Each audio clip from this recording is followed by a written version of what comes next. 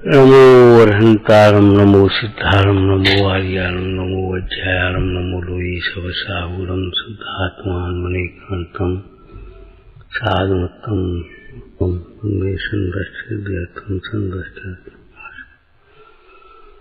नमः श्री वर्धमाना निर्भूत कल्लात्मसालोकानां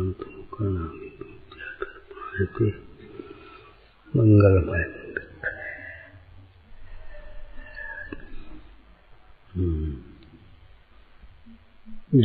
स्यात् पद सहित जिनवाणी का अभ्यास करने से जीव का कल्याण होता है। इसलिए स्याद्वाद शैली को समझते हुए जिनवाणी के अभ्यास में प्रवर्तना। अभ्यास करने का अर्थ क्या? सुनना।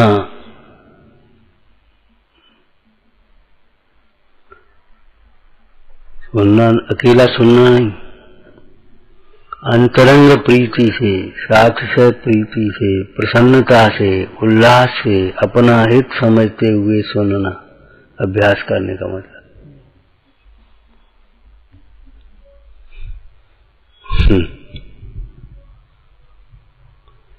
वैसे वो कैसे सुन रहा था, कैसे देख रहा था। वे चारों जीव आहार दान के प्रसंग को कैसे देख रहे थे। पशुमान योग क्या पढ़े हम, मन कैसे देख रहे थे उस आहार दान को। क्या देख रहे हो, तमाशा है क्या? रोटी खा रहे? अरे नहीं, रोटी खा रहे ये नहीं देख रहे, आहार करते हुए भी अनाहारी कैसे हुए देखने की बात है। ये निश्चय की बात है। व्यवहार में कितनी निष्प्रयता से भोजन कर रहे हैं, कितनी शांतता से भोजन कर रहे हैं, कितनी संतोष से भोजन कर रहे हैं। मुनिराज को का आहार देखने का मतलब ये है, आहार कैसे किया जाता है ये सीखना।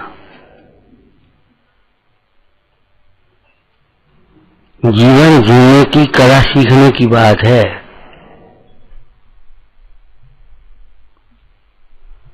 बहुत प्रसन्नता से, उल्लास से, अपना हित समझते हुए, अंतरंग प्रीति से, सातिशय प्रीति से सुनना। जैसे कोई विषयासक्त जीव कोई गाने सुनता है, कोई किताब पढ़ता है, अधूरी नहीं छोड़ेगा, नहीं और पढ़ लेंगे। उस समय रोटी का अरे खा लेंगे। ऐसे जीववाणी का सुनना, पढ़ना, वाचना, वाचना और पढ़ना एक ही बात है। कुछ नहीं समझ में आए तो अति विनय भाव से पूछना। अभ्यास करने की ये विधि है, तरीका है। नहीं समझ में आए चलो छोड़ो, क्या करना अपन को, जैसी समझ में आई कैसी ठीक है ना। उसे प्रमाणित करना।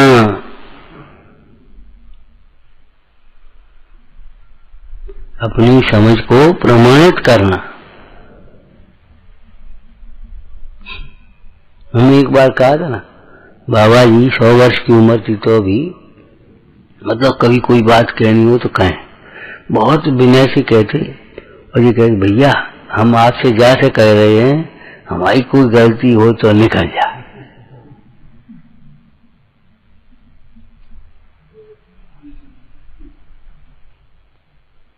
कल तुम क्या कह रहे थे? 85 वर्ष की उम्र क्या?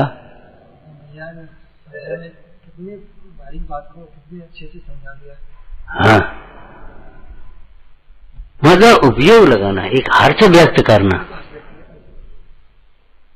ठीक है, और बढ़िया, क्या करना अपन को।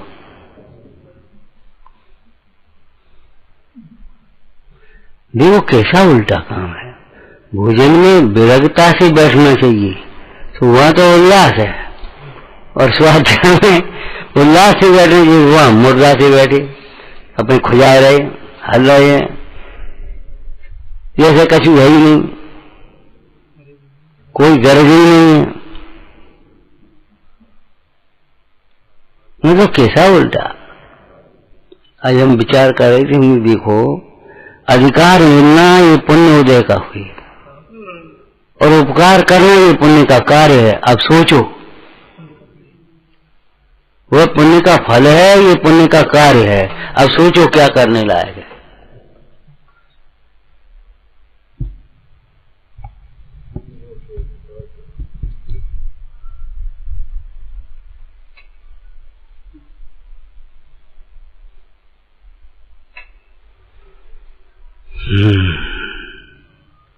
कुछ पूछना हो तो पूछना क्यों। लौकिक में जहां प्रयोजन होता है, जहां हमें कुछ करना होता है, वहां नहीं समझ में आया तो पूछते हैं, और करना नहीं होता तो कुछ नहीं पूछते। जैसे वैद्य ने कुछ बात कही और नहीं समझ में आई तो पूछते हैं उसे, साहब जी कैसे खाने, कैसे करना, क्यों सेवन करना, और नहीं करना हो तो पर्चा लिखाओ, चले कर लेंगे देने अपन को। यात्रा करने में या पहुंचना है, अब नहीं समझ में आ रही तो पूछते हैं। क्यों पूछते हैं? हम पूछते क्यों नहीं है? पूछते क्यों नहीं है? कौन हमें चलने हैं? हम जो कर रहे सो तो कर रहे, हम सही तो है, हम करते रहे और क्या करना। बस पूछना है ही नहीं। पूछना नाम का स्वाध्याय का अंग नहीं है तो यह अभ्यास की अधूरापन हो गया।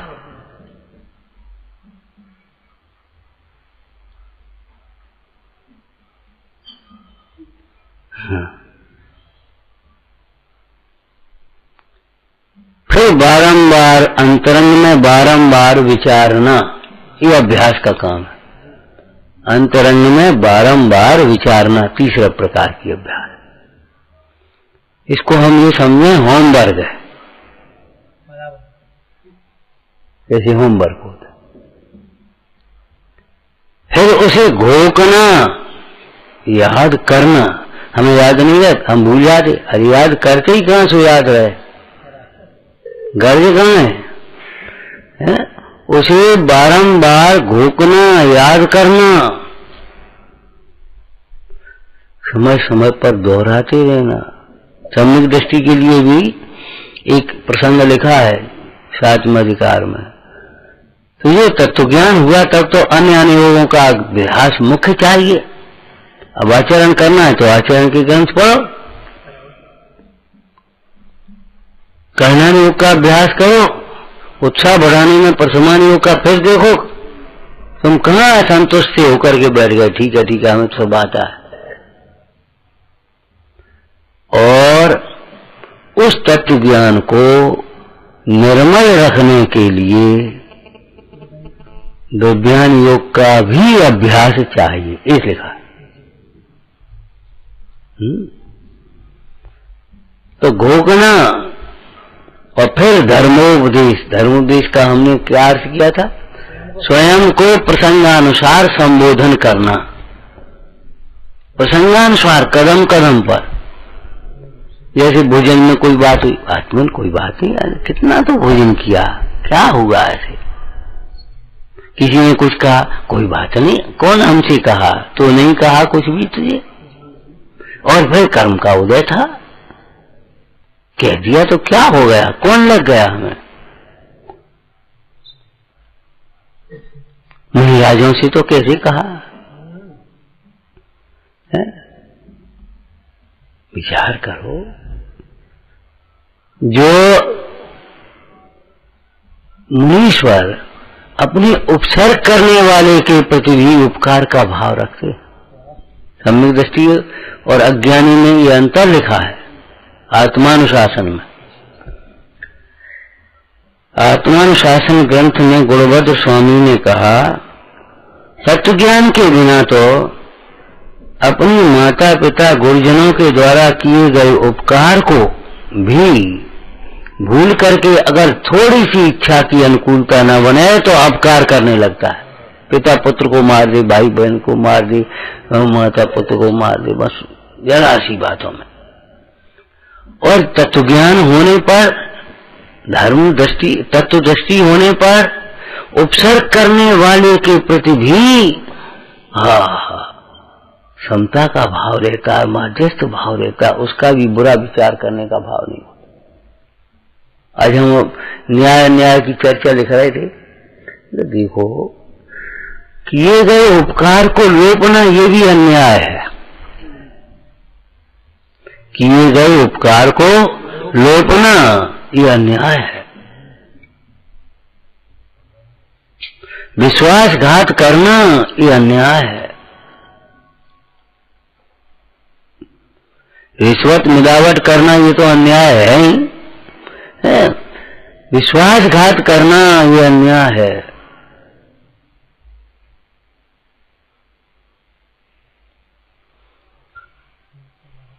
कम से कम देकर अधिक से अधिक लेने की भावना ये अन्याय है। हम करते रहे, मैं का टाल टूल करिए, बस करते रहे, और लेने के लिए बिल्कुल तैयार, पूरा मिलना चाहिए। कम से कम दे करके, मूल्य दे करके अधिक से अधिक काम लें, या कम से कम काम दे करके अधिक से अधिक मूल्य लें, दोनों ही बातें हो गई। कम से कम दे करके अधिक से अधिक लेने की जो वृत्ति है वो अन्याय है। दूसरों से काम करा करके स्वयं श्रेय लेने की वृत्ति अन्याय है।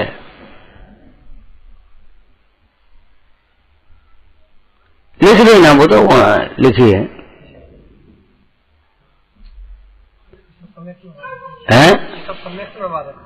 सम्यक तो मिथ्या तो अन्याय नहीं थी, अवक्ष तो अन्याय। लौकिक अन्याय लौकिक प्रतिष्ठा का घात करता है।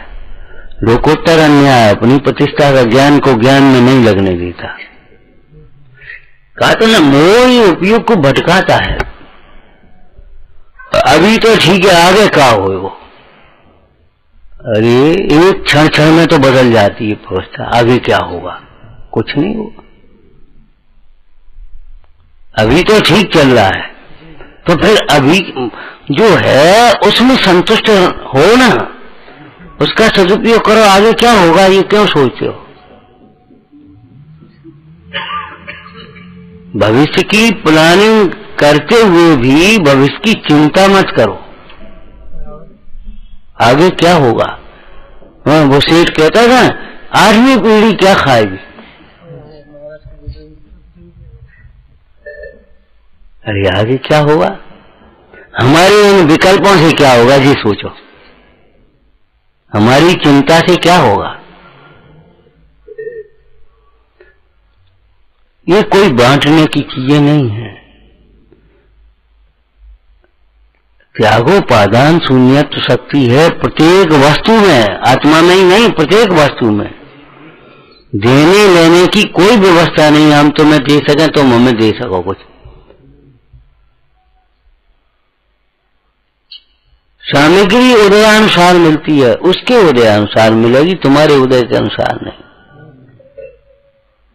धन कुमार घर को और धन को छोड़ करके गया, और जहां गया वहां धन निकल पड़ा।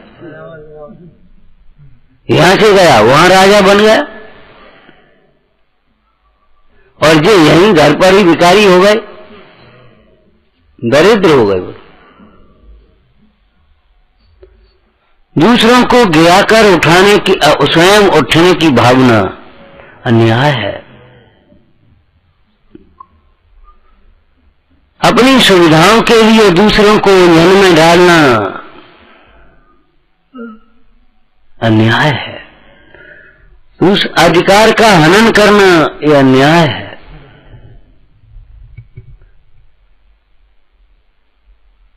दूसरों की को निर्धन बना करके स्वयं धनी होने की कल्पना, दूसरों को दुखी करके स्वयं सुखी होने की कल्पना करना यह अन्याय है बहुत।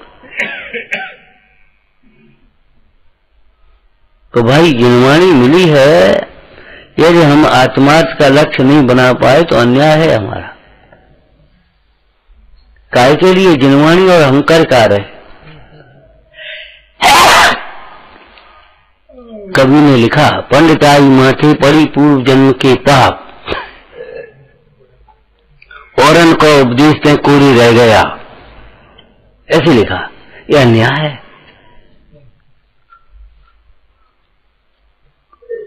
यहाँ है।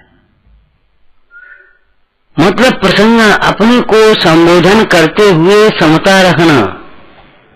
वो आत्मन तेरे विकल्पों से क्या होगा। और उदय क्षण क्षण बदलते हैं। जिस पर्याय को लक्ष्य करके चिंता करते हैं वो पर्याय तो क्षण भंग है।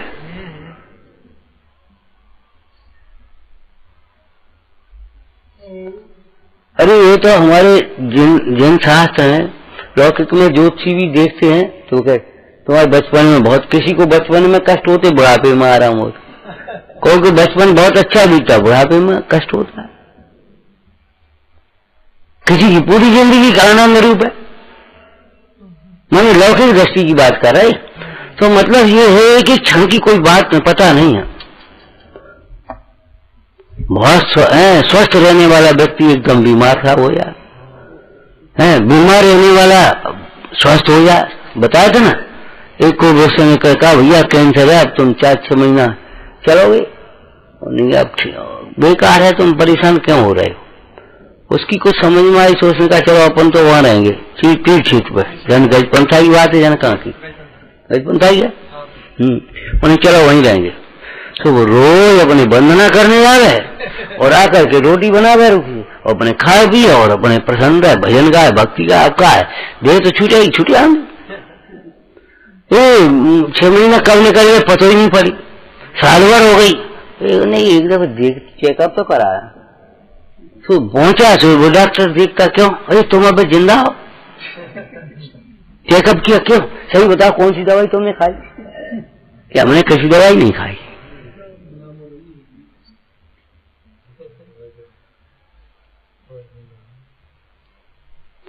सही घटना है।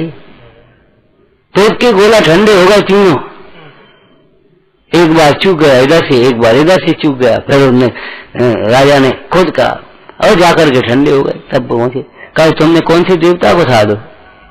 हमने कल नहीं साधो, हमने तो अपने उपयोग को साधा है।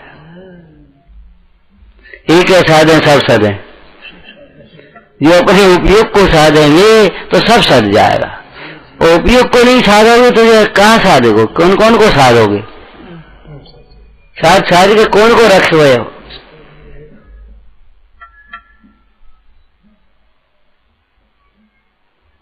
विचार करो भाई।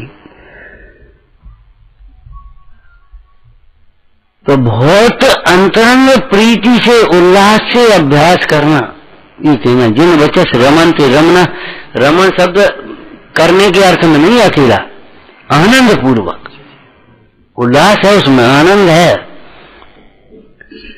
खेद है। ये आत्मा शासन में एक ये भी दृष्टांत है। मन रूपी बंदर अत्यंत चंचल है, वो एक डाल से उस डाल पर, उस डाल से उस डाल पर भरता है। तो उसे श्रुत ज्ञान रूपी बगीचे में लगाओ, कभी कथाएं पढ़ो, कभी पाठ करो, कभी माला फेरो, कभी दान करो, कभी सेवा करो, कभी चर्चा करो। वो मन वहीं का वहीं स्थिर होकर के रह जाएगा, उसी बाग वहीं का वहीं घेरा में रह जाएगा, फिर उधर उधर नहीं जाएगा। और नहीं तो जाने कहाँ कहाँ पहुंचता है ये मन। इसको श्रुत ज्ञान रूपी बगीचे में लगा देना चाहिए। घेर दो।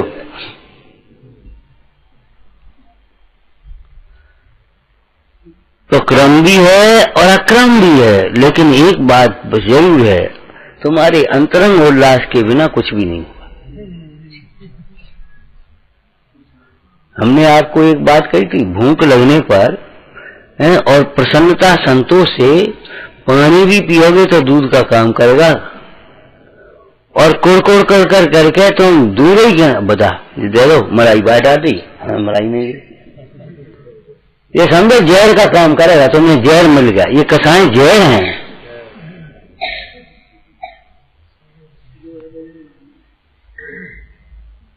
मोह का ये स्वरूप है, जो है उसे नहीं देख रहा, जो नहीं है उसके लिए रो रहा है।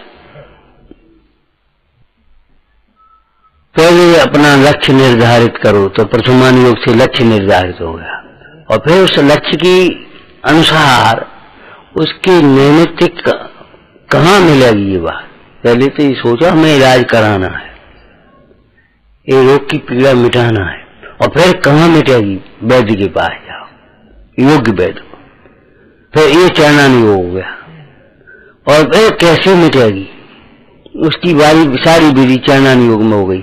और फिर नहीं मिट पा रही है उस समय भी, तो करणानी योग। इस समय तीव्र हृदय कोई बात नहीं, वैद्य तो सच्चा हम सही। जैसे कहीं अपने यात्रा करने जाना है और स्टेशन पर पहुंच गए, प्लेटफार्म, गाड़ी अब नहीं आई, अब नहीं आई। अरे भाई 8 घंटे लेट है ना, अब तुम जल्दी करने से कैसे काम चलोगे? अब नहीं आई। हम पूजा करने लगे तो कुछ नहीं हुआ। हम इतने दिन हो गए स्वाध्याय कर, कितने दिन हो गए? आदिनाथ मुनिराज को 1 साल हो गई केवल ज्ञान होने में। बताओ क्या करे? इतने दिन हो गए, कछु बहु ही नहीं, कछु बहु ही नहीं। अरे भाई करणानी योग को सोचो, समाधान रखो अपने चित्त में, अश्रद्धा मत उत्पन्न करो। परंतु ये सारे योग बनने पर भी यदि प्रयोजन भूत तत्व को नहीं पहचानेगा, वेद ज्ञान नहीं करेगा, स्वानुभव नहीं करेगा, वैराग्य भावना नहीं भाएगा, तो सारे योग बनने पर भी बेकार। तो हो गया, अनयोग का क्रम भी हो गया। और फिर कभी कोई जब जैसा उपयोग हो तैसा अपना का अभ्यास करो। लेकिन प्रसन्नता, जीवन में निश्चिंतता, प्रसन्नता और निर्भयता, ये 3 बातें तो रहनी ही चाहिए। निर्भयता, निश्चिंतता और प्रसन्नता। अरे होगा तो देखा यार, क्या बात है, वो भी देखेंगे। खाओगे फिर खाओ, करे कुछ नहीं। तत्व दृष्टि से देखो तो ज्ञायक रहेगा, पुद्गल रहेगा। ऐसा तो है नहीं कि ज्ञायक कोई पुद्गल हो जाए, पुद्गल ज्ञायक हो जाए। पर्याय का विनाश होगा, आत्मा अविनाशी रहेगा, संयोग छूटेंगे, स्वभाव रहेगा। बताओ क्या होगा? मान लो प्रलय होगा, प्रलय में क्या होगा बताओ? प्रलय में कोई आत्मा अनात्मा तो हो नहीं जाएगा। 6 द्रव्य के 5 द्रव्य तो रह नहीं जाएंगे।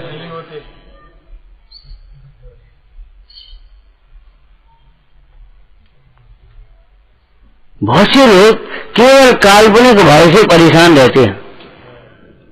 अब जा रहे, दारू लगाया कि नहीं, कहूँ एक्सीडेंट नहीं हो जाए, कहूँ खोले तो नहीं रह जाए, कहूँ फलाना तो नहीं। अरे भाई देख लो तसल्ली से और विश्वास से लो। इसलिए लौकिक क्षेत्र में भी आत्मविश्वास बड़ी पूंजी है। अंधविश्वास सबसे खतरनाक है। आत्मविश्वास सबसे एक समझो मूल पूंजी हो गई, और अंधविश्वास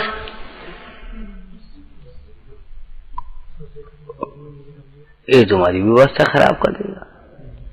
भरोसे बैठे रहे, अब क्या को पढ़ाई करने, अब तो देवता पे पश्चात चढ़ाई आए। जब परीक्षा में फेल हो गए तब रो रहे। भैया विचार करो, तुम्हारे पुरुषार्थ के बिना ईश्वर भी तुम्हारा सहायक नहीं हो सकता। तुम्हारे पुरुषार्थ के बिना ईश्वर भी तुम्हारा सहायक नहीं होगा। और तुम्हारा पुरुषार्थ परिणामों की संभाल में है, संयोगों की चिंता में नहीं है। तुम्हारा पुरुषार्थ तुम्हारे परिणामों की संभाल में है। यदि मंगलमय भगवंतों की भक्ति है, मंगलमय स्वरूप की दृष्टि है, तो कोई शंका की बात नहीं, भविष्य मंगलमय होगा। और मंगलमय स्वरूप की दृष्टि नहीं है, मंगलमय परमेश्वरी भगवान की भक्ति नहीं है, अपने बेमैगनेक सी बातन में कुड़कुड़ा रहे, परेशान हो रहे, दुखी हो रहे, आर्तरोध ध्यान में लगे हैं, तो भैया भविष्य अंधकारमय होगा ही, कुछ नहीं कर पाएगा।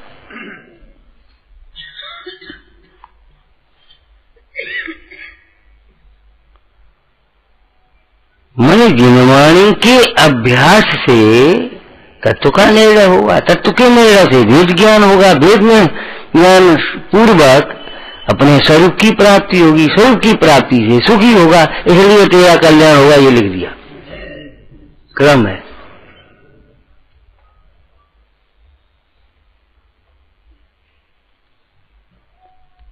मान लो अबध ज्ञानी मुंडाज ने बताया इनका चौथे भव में मोक्ष होगा, ये तीर्थंकर होकर मुक्त जाएंगे, तो उनके आशीर्वाद से थोड़ी जा रहे, उस प्रकार का उनका पुरुषार्थ भी होगा, ऐसा नहीं होगा पुरुषार्थ नहीं होगा।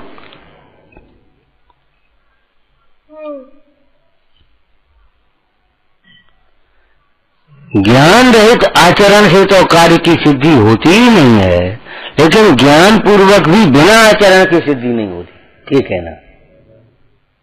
ज्ञान बिना के आचरण से तो सिद्धि होती ही नहीं है, लेकिन ज्ञान पूर्वक भी आचरण न किया जाए तो सिद्धि नहीं होती। इस तत्व ज्ञान का आचरण में होना चाहिए, बस आचरण होना चाहिए। इस प्रकार अनियमों की शैली दर्शा करके, दोष कल्पना का निषेध करके पंडित जी ने निर्वाणी के अभ्यास की प्रेरणा की। भैया ये मुख्य कार्य है हमारा। अभ्यास माने वैसे जैसे तैसे मरे थे सुन ली, ऐसा नहीं, सुन ली ठीक है भैया का, या पहला वैसा ही है, खुजात खुजात रूढ़ी की तरह अकड़े अकड़े से, अरे ऐसे नहीं, सरस भीगे हृदय से, भीगे हृदय से होना, भीग जाना चाहिए। आपको बताया ना बादाम का छिलका कब निकलता है, उस दाल का छिलका कब निकलता है, जब वो भीग जाए भीतर तक। जब तक भीतर से तक भीग न जाए है, तब तक वो छिलका अलग नहीं होता। भीग जाए, भीग जाए फिर ऐसा हो जाए, ऐसा अलग जरा से सारे। ऐसे जब तक परिणाम भीगे नहीं, निर्वाणी के अभ्यास से परिणाम भीगे नहीं, तब तक ये मोह नहीं दूर होता। और परिणाम भीग जाए तो फिर मोह रहता नहीं। जिन बचस रमनते ते स्वयं बांत मोहा, उनके मोह का स्वयं ही अभाव हो। देखो फिर भी मोह करना भी चाहे तो नहीं हो सकता, कोई मोह न उत्पन्न कराना चाहे तो नहीं करा पाएगा। जिन्होंने अपने आत्मा का आश्रय लिया, उनको सब घेर के बैठ जाए, सब अनुकूलता है उनको दे दें, तो भी वे मोही नहीं हो पाएंगे। और यदि तत्वज्ञान नहीं है, आत्मदृष्टि नहीं है, तो नाली का कीड़ा नाली में, नाली का कीड़ा नाली में मरे वहीं का वहीं जाएगा, वहीं मरेगा वहीं, घोटू पेट को नमेंगे। अरे रे प्रभु, अपना हित करने की भावना रखना चाहिए, आत्मार्थ से के लक्ष्य से अभ्यास करना। बाद बाकी सब रोग हैं, बीजों कोई न रोग लिखे, हम ये कह रहे थे। आत्मार्थी होकर प्रसन्न चित्त से सूक्ष्म उपयोग पूर्वक बहुत विनय बहुमान से अभ्यास करेगा तो ये कल्याण का निमित्त बन पाएगा। ओम नमः। हे जिनवाणी भारती तो ही जपो दिन रे, जो तेरी शरणा गए सो पावे सुख चैन। या वाणी के ज्ञान के सूझे लोकालो, सो वाणी मस्तक नमो सदा।